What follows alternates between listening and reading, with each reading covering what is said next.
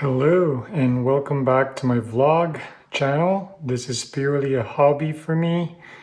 And just so you know, all the Keeb stuff you see here are all purchased by me. I'm doing this purely for the sake of documentation, vlogging, logging, in the hopes that maybe it will help a fellow Keebs hobbyist.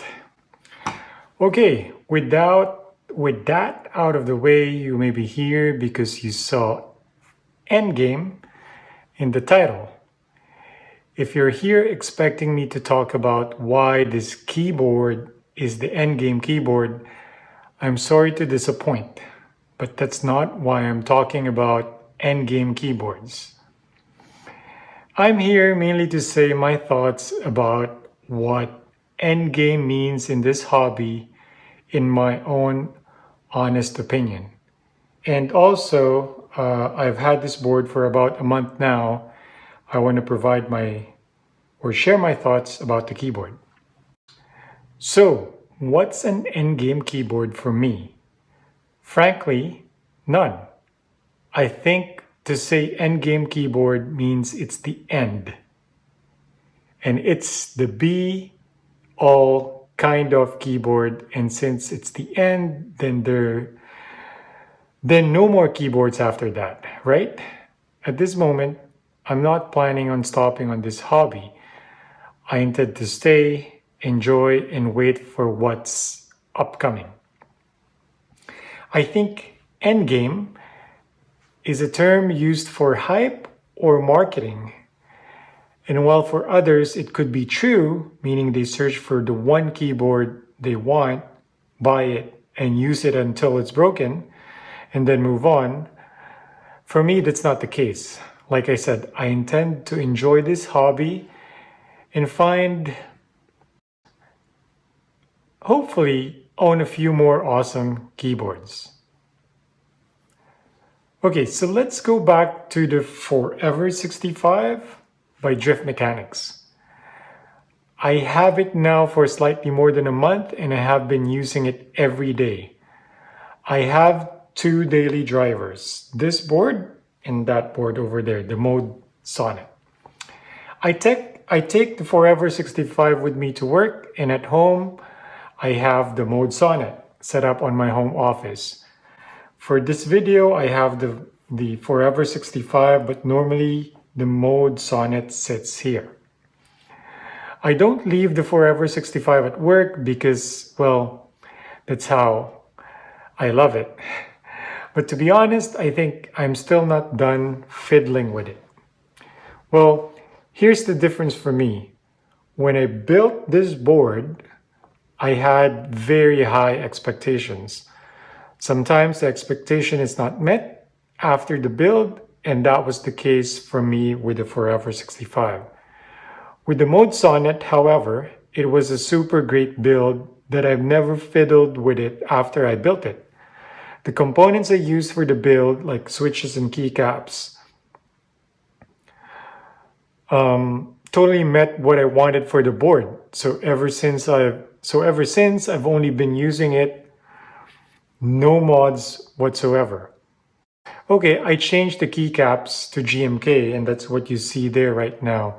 But if you watch my last post, I don't think it really made a change, as the keycaps are both made of ABS, and it sounds, and I think I slightly prefer the feel of the GMK than the DCX. The DCX is slightly slippery.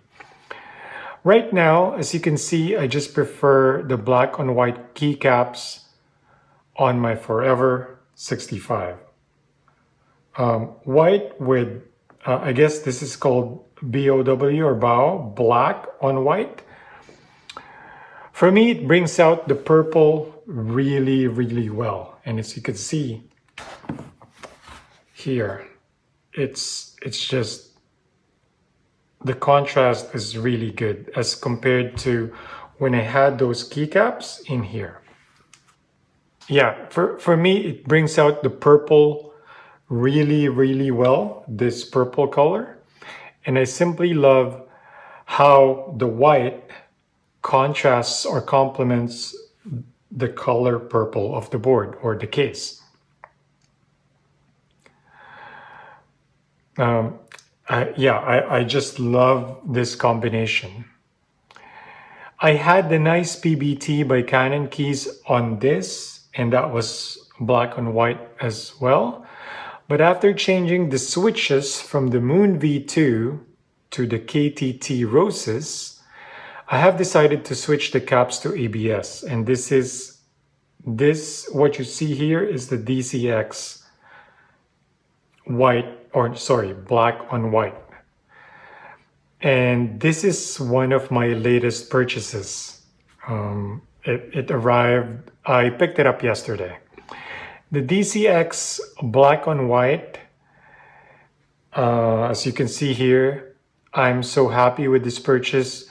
The legends are so nice. I think they're better than the PBT ones I had in here.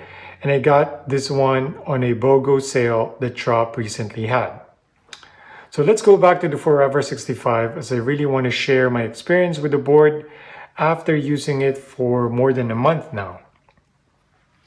It's great. I love it. It's an awesome board. I will recommend it to anyone looking for a premium 65% keyboard. And while I'm probably not done yet with the mods, I'm loving all my experiences with this board. You know, modifying, fiddling with it, I love it. This is my first premium board, and fiddling with it, trying to make it better. I like that experience. This board made me realize to appreciate a good clock, basically, and also the properties of how a board is designed. When I started, I wanted to have a super thocky keyboard, and while I still like that, I kind of, shied away from it. Let me say, the more I use the Forever 65, the more I want to keep using it. Not sure if if it's the want of making this board better or perfect, or simply the uniqueness of the sound and the typing experience of this board. Unfortunately, this is my first premium board, and while I own 3 other boards, being the Mode Sonnet, Back and Echo 60, and Halo 75, I really don't have something similar or better to compare this to. The Mode Sonnet is just different. It's a different or very different board, actually. So to compare the two is like comparing apples to oranges, in my opinion.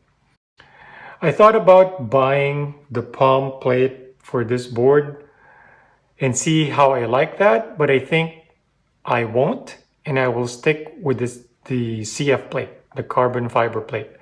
Why? Simply because it's unique, in my opinion. The sound and typing experience may not be for everyone, but for me, it's something that grew on me over time. I did not quite like it at first, but as I mentioned, the more I used it, the more I liked it. Not sure why Drift Mechanics decided to not offer an option for palm plate on purchase. The default was carbon fiber plate. But I'm guessing perhaps he wanted the user to experience the CF with the board, or that's how he wanted the board to perform. So CF is a must when you made a purchase, kind of. For now, I'm sticking with the KTT Roses as the switches for this board and the DCX keycaps. However, I just ordered some springs, and I will spring swap. I plan to spring swap the stock springs on the KTT Roses. So stay tuned for that.